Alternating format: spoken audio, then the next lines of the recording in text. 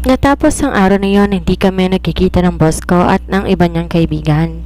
I was over the moon dahil hindi ko sila makikita at makakausap. Tao po, ma'am, labas na po kayo. Kainan na po. Sambit ni Mang Selo. Agad naman kaming lumabas sa Jennifer. Nakabihis na kami dahil maaga kaming naligo. Nabanggit kasi ni Mang Selo na may feeding program daw na gaganapin sa kabilang bayan ng isla, kaya gusto kong mag-volunteer. Ay, ang aga-aga niyo po ata nakabihis. Wika naman niya na nakatingin sa mamahalin naming mga damit. Di ba po nabanggit niyo na may feeding program po sa kabilang barangay? Kaya ito po, nagre-ready na kami ni Astrid. Wika naman ni Jennifer. Ay mga ma'am, hindi pa po matutuloy ngayon. Katatawag lang po ng kapitan na baka bukas daw ang feeding program po. Wika naman niya. Nagtinginan naman kami ni Jennifer. Gusto namin pumunta doon kasi hindi pa kami nakaranas na makarating sa feeding program na yan. Baka libre ang kainan doon, kaya gusto namin mag-try ng mga food doon. And we dress so much para magpa-impress sa mga tao dahil mga mayayamang tao ang nandoon. It's okay po, Mang Selo. Bukas na lang po kami sasama. Sambit ko naman sa kanya. Ay, sige po. At suggest ko lang po, hindi po ganyan ang susuotin nyo. Dahil baka di po kayo mapagkamalang volunteer. Yung simple lang po sana, wag po sobra. Sambit niya naman sa amin. Tumango kami bilang tugon, kahit naguguluhan kaming dalawa kung bakit simpleng ipapasuot sa amin. Maya-maya pa, nagaya na si Mang Selo na sumunod kami sa kanya. Nagtungo na kami sa labas para pumunta sa dining area at di na muna kami nagbihis na dyan, mamaya na lang, kasi gutom na rin kaming dalawa. Pagkarating namin doon, sinalubong naman kaagad kami ng mga tingin nila Apollo. Di naman masama pero weird ang tingin nila sa amin. Did you feel the bad vibes around here? Sambit naman ni Jan. Tumango ako at hindi pinahahalata na naiilang ako sa mga tingin nila. May bakanting upuan sa tabi ni Apollo. Kinuha ko yon at nalagay sa tabi ni Jennifer. You can sit beside me. Di naman ako nangangagat. Sambit naman niya pero kalmado lamang. Nagtaka naman ako na kung bakit di siya naging masungit sa akin. Eh di ba kahapon lang, parang gusto niya na akong patayin sa sobrang yung galit sa akin? I'm good here. Hindi lang ako pasisiguro sa mga katulad ninyo. Nga pala, Mang Selo, pwede poison test muna? Sambit ko naman. Ano pong sinasabi ninyo? Tanong naman ni Mang Selo. Pasensyahan niyo na po si Astrid, biglang sambit ni Apollo. Kumunot naman ang noo ko. Nagsimula na silang kumuha at ganon din si Jennifer. Mauuna na sanang susubo si Jen, ngulit pinigilan ko siya. Sumenyas ako sa kanya na ibalik niya murang kutsara niya at paunahin na lang muna ng subo ang mga lalaking ito. Di naman sila kumibo at kumain ng 5 subo bago ko nakasigurado na wala talagang poison itong pagkain. Nagsimula na akong sumubo at kumain na rin kami ni Jen. Sobrang awkward dahil walang ni isang nagsasalita. Tanging mga tunog lamang ng plato at kutsara at pagnguya lamang nila ang tanging maririnig mo. Napatingin kaming lahat nang biglang magsalita si Apollo. Astrid and Jen, I am so sorry for what happened yesterday. I didn't mean it. Wika naman niya. Nagtingin na naman kami ni Jen at nang bumalik ang tingin ko kay Apollo, binigyan ko lamang siya ng blankong tingin. Hindi ko alam kung ano ang nangyayari kay Apollo at bigla siyang bumait. I smell something fishy. Parang may kakaiba sa lahat ng nangyayari ngayon. Hey Astrid, nagsorry na si Apollo, sambit naman ni Liam. Okay, apology accepted. Sambit ko naman habang walang kare-reaksyon sa sinabi niya sa akin. And I'm also sorry for what I said to the both of you, especially nung insulto ko kayo about your job. Wika naman ni Liam. Nang hingi na rin ng tawad si Miko. Hindi ako makapag-focus dahil alam ko may kakaiba sa ginagawa nila ngayon. Kailangan kong maging handa at magmatsyag dahil kakaiba ang mga kinikilos nila. Ngayon, baka matrap kami sa bitag na gagawin nila.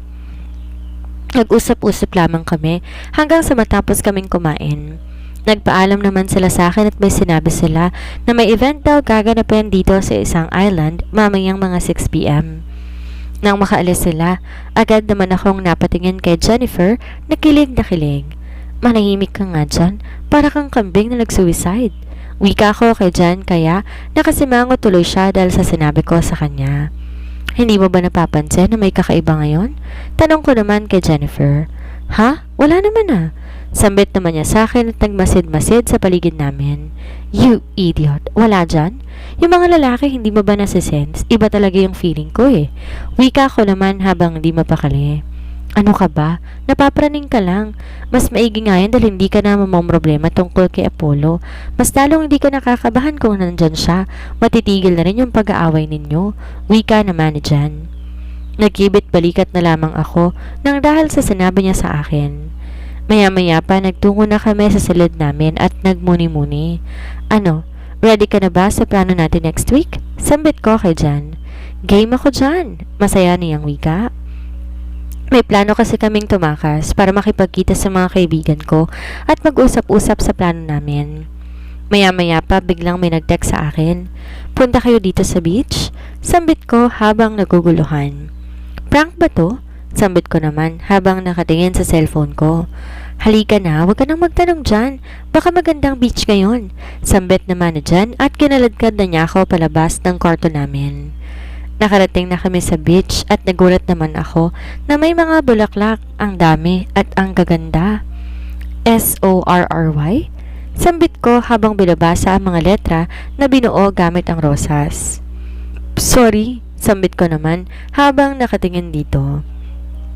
Hinanap ko ang gumawa nito. Baka may ginawa ng ganito tas kami pang dalawa ni Jennifer ang una nakakita. Jen, tara na. Mahiya naman tayo sa totoong may-ari nito. Wika ko kay Jan dahil panay selfie pa siya sa mga bulaklak na nakikita niya. Inila ko na siya paalis at nagtungo na ulit kami sa kwarto namin. Ano ka ba? Ang ganda kaya nun. Pwede lang naman tayong makinood di. Wika naman niya sa akin. Ano ka ba? Effort ng iba yon, tas makikisali ka pa? Matulog na lang tayo. Wika ko naman kay Jennifer. Nagkibit balikat na lamang siya at natulog na lamang kaming dalawa. Bricks POV. Kinakabahan ako para sa bebe loves ko nang dahil sa plano ni Apollo. Walang iyasyon. Parang tayo patang malalagot nito eh. Wika ko naman kay Sean habang hindi makatulog. Nandito kami ngayon sa labas, nag-iisip ng kung anong dapat naming gawin para hindi maparusahan si Astrid. At kung mapaparusahan si Astrid, madadamay din sa Jennifer. Di naman kasi malalim na kasalanan ang ginawa ni Astrid, wika naman ni Sean. Ewan ko ba kay Apollo? I don't tolerate this kind of behavior, wika ko naman. Pero wala tayong magagawa. He is a womanizer before we really know him well. At kung magde-decide na siya ng ganon, wala na tayong magagawa. Wika naman ni Sean. Napabuntong hininga na lamang ako nang dahil sa sinabi ni Sean. Totoo yun. Naalala ko pa noong mga panahon na iniwan ni Alexa si Apollo. First love niya yon at doon nagsimula ang pagiging womanizer niya. He loves to play a woman's heart at pleasure lamang habol niya sa kanila. Hindi namin siya mapipigilan kapag nagde-decide siya kasi siguradong away lang kahahantungan nito. Nagpapasalamat nga ako sa babaeng naka one night stand niya doon sa province nila Liam dahil doon tumigil siya sa pagiging womanizer niya. Hindi ko alam kung anong nakain na naman ni Apollo. Si Astrid naman kasi ginagalit niya yung tao. Walang break yung bibig niya, ano bang gagawin natin? I am so confused right now. Gulong-gulo na rin ang isip ko. Sambit naman ni Sean. Ako din, wala rin akong magawa. Kahit isang way, wala talaga akong magawa. Ano, hayaan na lang ba natin silang mapahamak? Tanong ko naman kay Sean. I cannot let them. Naaawa ko sa kanila. Sometimes, I feel annoyed.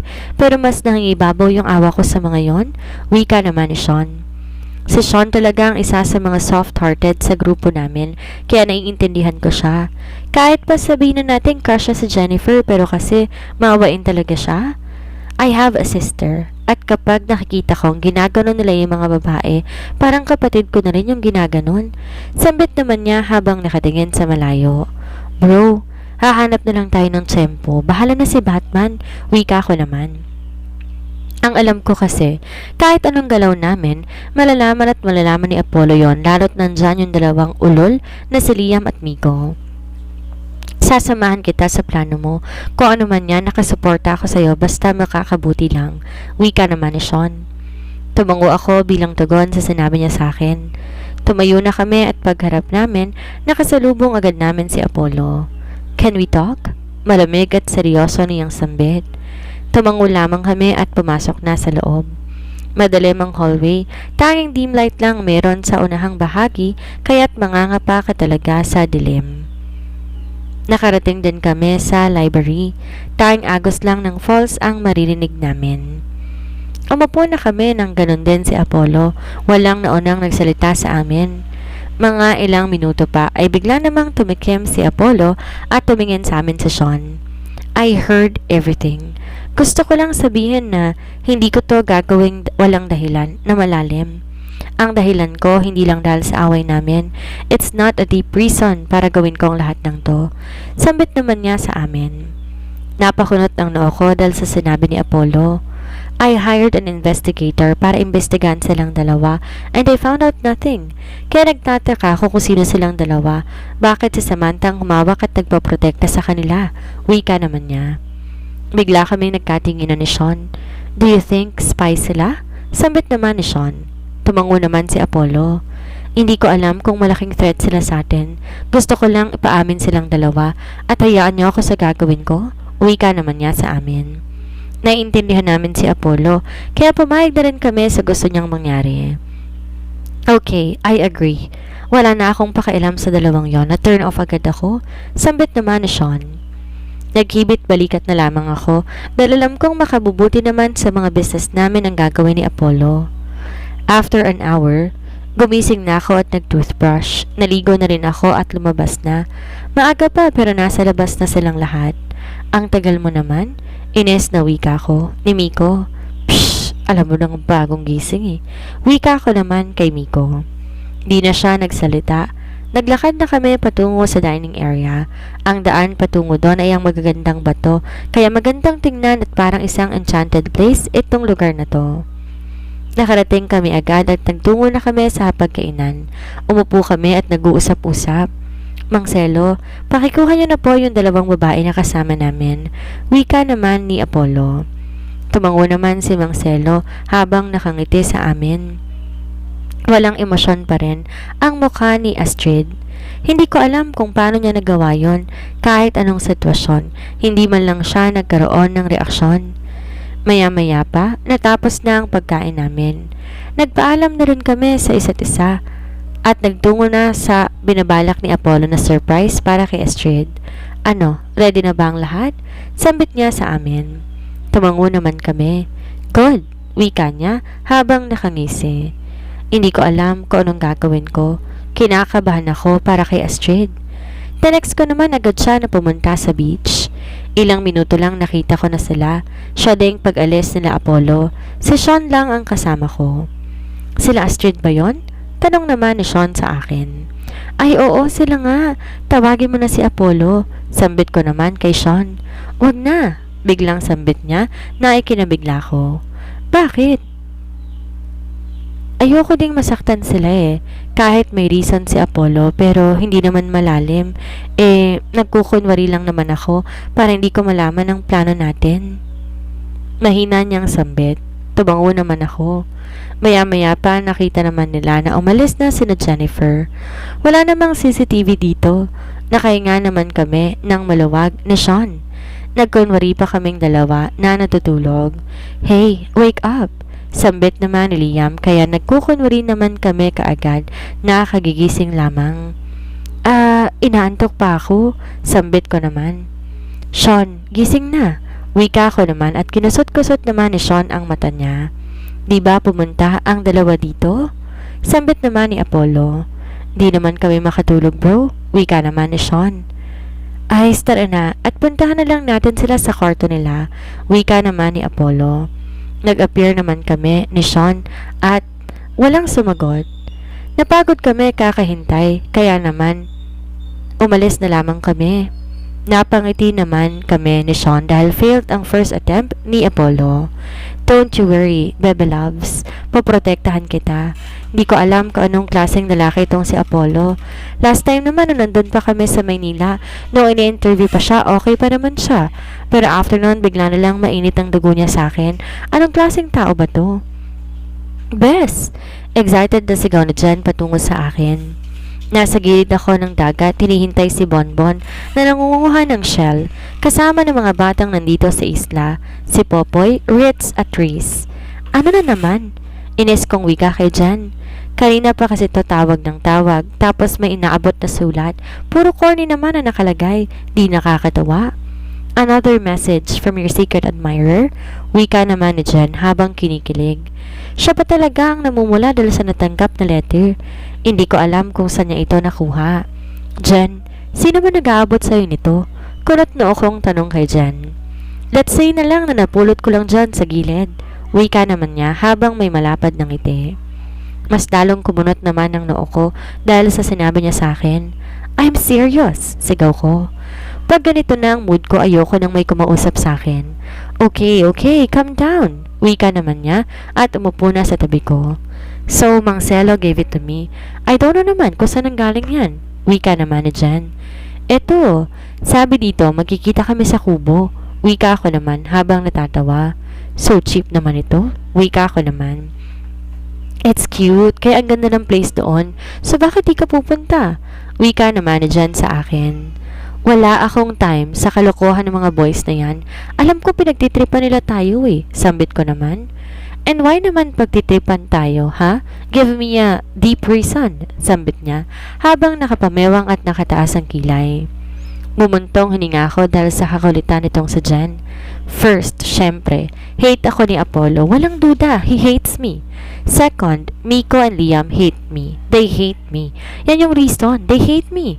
Sambit ko naman habang sumisigaw. Okay bitch, I get it. Please calm down and I swear hindi na ako magbibigay ng anything sa'yo na manggagaling sa mga trash boys na yon. Wika naman niya sa akin.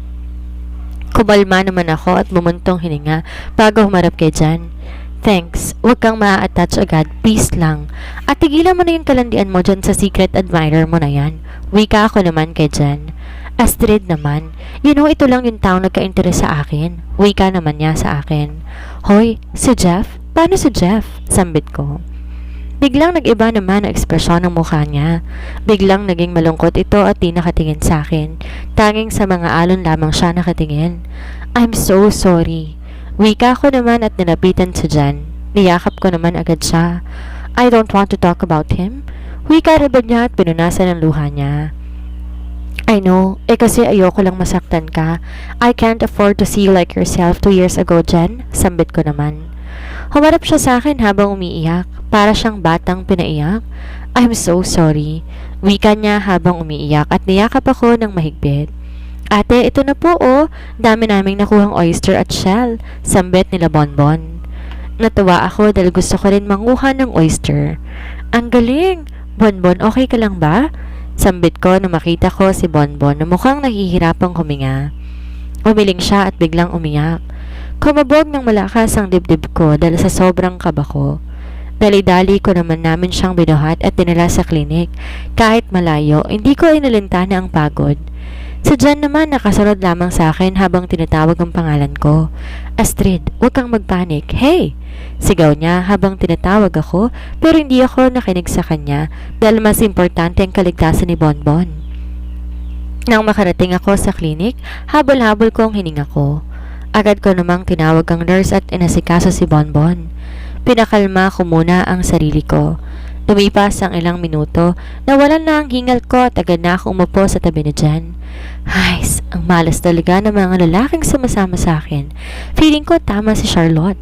Wika ako naman, habang naiinis sa sarili ko dahil lahat ng mga taong dumidikit sa akin napapahamak. Sana pala hindi ko na lang siya pinasama sa mga bata na kumuha ng oyster. Bonbon! Biglang may sumigaw na ale habang hinahanap si Bonbon. Nasa loob na po siya.